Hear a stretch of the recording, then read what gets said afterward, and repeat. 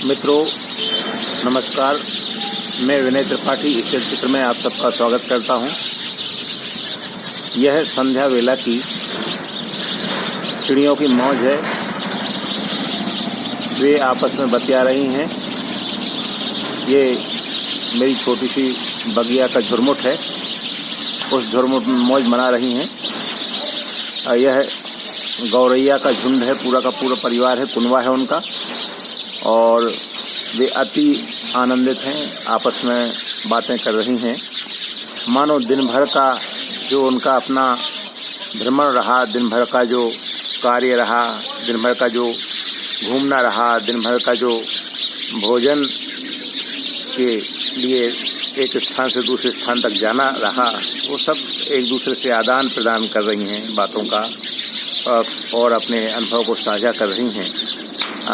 जैसे आप जानते हैं कि जो मानव समुदाय होता है वह संध्या को उत्सव मनाया करता था, अभी भी मनाता है। अब तो दूरदर्शन वगैरह आदि मनोरंजन के साधन हो गए हैं तो उनमें रम जाता है, लेकिन प्रायः हर त्यौहार और जो पूजा वगैरह होती है वो संध्या काल में ही होती है। संध्या वंदन होता है, संध्या उपासना होती है। तो इसी तरह से पक्षी भी अपना आनंद मनाते हैं और ये पक्षी आनंद मना रहे हैं और चिड़ियाँ बहुत ही उत्सव में आप देख रहे हैं, खुंदक खुंदक रही हैं वो ऊपर, और ऊपर का दृश्य ले पाना संभव नहीं है क्योंकि ऊपर आसमान है। वहाँ पर पहुँचने के लिए उनको चित्रांकित करने के लिए कोई उपाय नहीं है, इसलिए नीचे से आपको ले रहा हूँ, दिखा रहा हूँ। बहुत पास से हैं, बहुत दूर नहीं है वे, और एक एक चिड़िया आपको खुदकती हुई दिखाई दे रही है। थोड़ा सा उसको सावधानी से आपको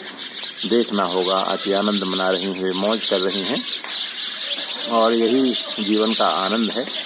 और जिस तरह से ये पंछी आपस में मिलजुल कर के दिन भर का अपना जो साझा करते हैं और उत्सव मना करके दिन भर की थकान दूर करते हैं, हम मानव भी इनसे प्रेरणा ले सकते हैं, हम मानव भी इनसे सीख सकते हैं, यह पाठ पढ़ सकते हैं कि हम भी आपस में बैठ के वार्तालाप करें और जो तनाव है दिन भर का वो दूर करें, एक दूसरे से सुख दुख बांटें, एक दूसरे से अनुभव बांटें, एक दूसरे से समस्याएं बांटें, और इस तरह से अति आनंदित रहें, मौज में रहें और जीवन को अधिक सार्थक, सुसंपन्न और सुखी बनावें।